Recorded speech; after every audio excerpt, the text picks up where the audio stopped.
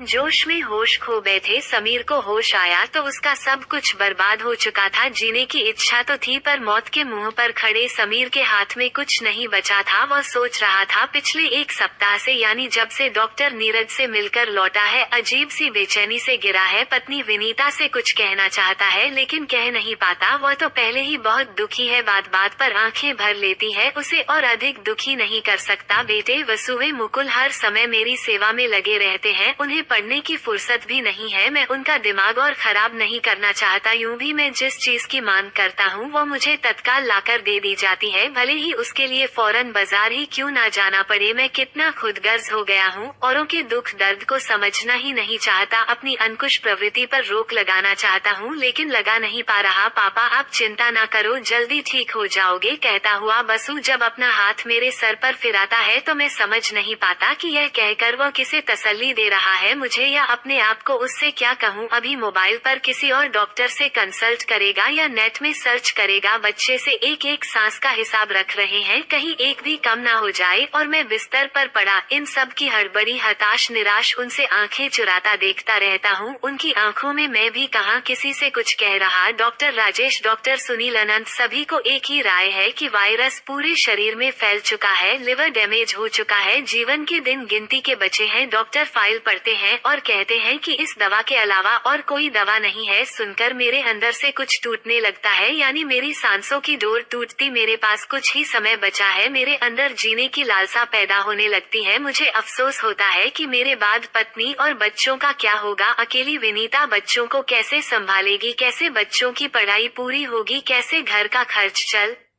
गा। कुछ पैसे हो भी तो घर में कब तक चलेगा। वह तो डॉक्टर की फीस और मेरी अंतिम संस्कार पर ही खर्च हो जाएंगे। घर में पैसे आने का कोई साधन नहीं है। विनीता ने कहा था कि वह नौकरी करे पर मैंने अपने अभिमान के आगे उसकी एक न चलने दी। मैं कहता था कि तुम्हें क्या कमी है, मैं सभी की जरूरतें पूरी कर रहा हूँ, पर अब मैं नहीं रहूंगा तब अकेली विनीता सब कैसे संभालेगी। घर और बाहर संभालना उसके लिए कितना मुश्किल होगा। मैं अब क्या करूँ, उसे कैसे समझाऊँ, क्या कहूँ। कहीं मेरे जाने के बाद हताश निराशा होकर वह आत्महत्या कहीं ना कर ले। नहीं नहीं, वो वैसा नहीं कर सकती है। मैं भी ना जाने क्या उल्टी सीधी बातें सोचता हूँ। कुछ भी कहने के लिए मेरे पास शब्द ही नहीं बचे। अपनी गलती किसी को भी बता भी नहीं सकता था। बताऊं भी कैसे, मैंने विनीता का भरोसा तोड़ा था, ये कैसे स्वीकार करता है। बेटा गाड़ी लेकर मुझे डॉक्टर को दिखाने के लिए शहर दर शहर भटक रहे हैं। आय के स्रोत लगभग बंद है, मुझे किसी भी कीमत पर बचाने की कोशिश में लगे हैं। डॉक्टर की बातें सुन और समझ रहा हूँ लेकिन इस प्रकार दिखावा कर रहा हूँ कि डॉक्टरों की बातें मेरी समझ में नहीं आ रही है। विनीता और वसु के सामने उनका मन रखने के लिए कहता हूँ, बेकार कह रहे हैं, मैं ठीक हूँ। यदि लीवर खराब है, डैमेज हो चुका है तो खाना कैसे पचा रहा हूँ। तुम सब चिंता मत करो, मैं कुछ दिनों में ठीक होकर चलने लगूंगा। तुम लोग उनके बातों पर विश्वास मत करो, मैं भी नहीं करता। पता नहीं मैं समझा रहा हूँ या नहीं, पर 5 सालों से यही सब हो रहा है। मैं खुद को भ्रमित कर रहा हूँ। 5 साल पहले बताए गए डॉक्टर की लापरवाही पता करने की कोशिश करता रहता हूँ। ये छल पत्नी और बच्चों से भी किया है पर खुद को नहीं छल पाया। मैं HIV पॉजिटिव हूँ, बहुत ही कम लोग होते हैं। पता नहीं मेरा भी HIV पॉजिटिव रिपोर्ट क्यों कराया। विनीता के पूछने पर डॉक्टरों का कहना था ये बीमारी संक्रमित खून चढ़ाने या संक्रमित सुई का प्रयोग करने से फैलता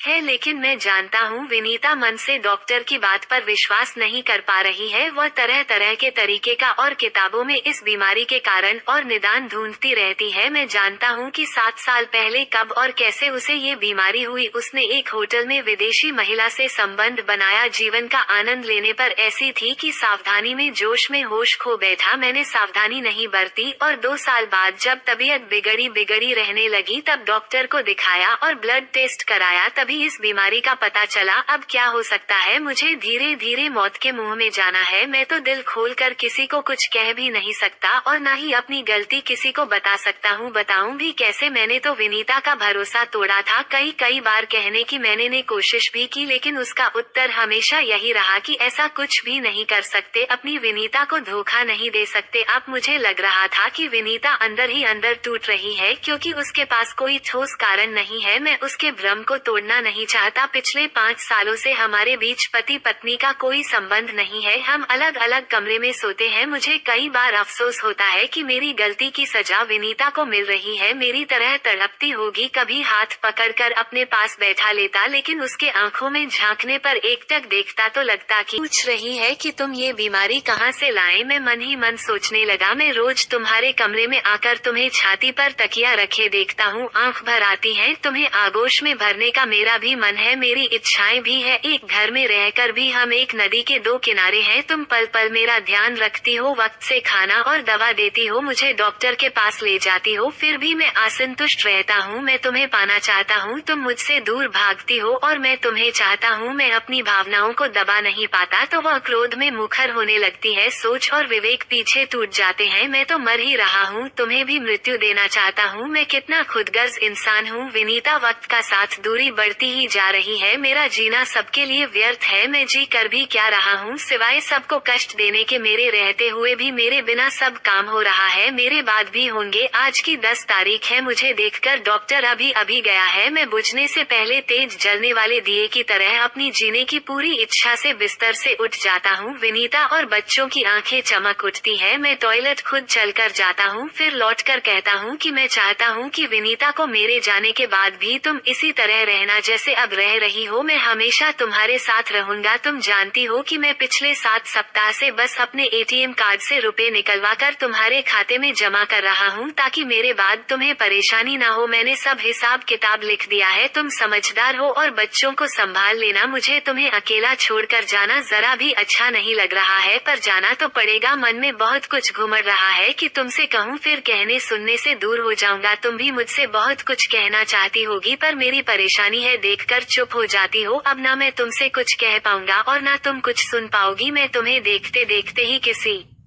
भी पल अलविदा कह दूंगा। मैं जानता हूँ कि तुम्हें हमेशा यही डर रहता है कि पता नहीं कब चल दूँ, इसलिए तुम मुझे जब तक बात कर लेती हो हम दोनों के मन में एक ही बात चलती रहती है। मुझे अफसोस है विनीता कि मुझे अपना वादा अब अपनी जिम्मेदारी पूरी किए बगैर ही जाना पड़ेगा। तुम सोती हुई कितनी सुंदर लगती हो। क्या करूँ विनीता, आंखें तुम्हें देख रही है, दम घुट रहा है। कहना चाहता हूँ कि मैं तुम्हारा गुनहगार हूँ विनीता। ये जीवन का अंत नहीं है बल्कि एक नए जीवन की शुरुआत है। अंधेरा दूर होगा, सूरज निकलेगा। तुमने दिल से जो कुछ ढूंढ लिया था सब जाएगा। तुम्हारा कुछ भी नहीं गया है। मैं क्या क्या समझ रहा हूँ, क्या तुम्हें नहीं समझता? समझता हूँ तभी समझ रहा हूँ। अब मेरा जाना ही ठीक है। वासु को कोर्स पूरा करना है, उसे प्लेसमेंट जॉब मिल गई है। एक रास्ता बंद होता है दूसरा खुल जाता है। मुकुल भी अपनी मंजिल पा लेगा। तुम्हारे पास मेरे सिवा कुछ भी नहीं होगा। मैं जानता हूँ मेरे बाद तुम्हें अधूरापन खालीपन महसूस होगा। तुम अपने अंदर के अकेलेपन को किसी से बांट नहीं पाओगी। मैं भी तुम्हारा साथ देना चाहता हूँ पर नहीं दे पाऊंगा, पर मेरे सपनों को तुम जरूर पूरा करना। मन से मुझे माफ कर देना। तुम्हारा गुनहगार। बस अब सांस उखड़ रही है। अलविदा विनीता। आपको मेरी कहानी कैसी लगी कमेंट में जरूर बताएं। कहानी को लाइक शेयर चैनल को सब्सक्राइब करना ना भूलें।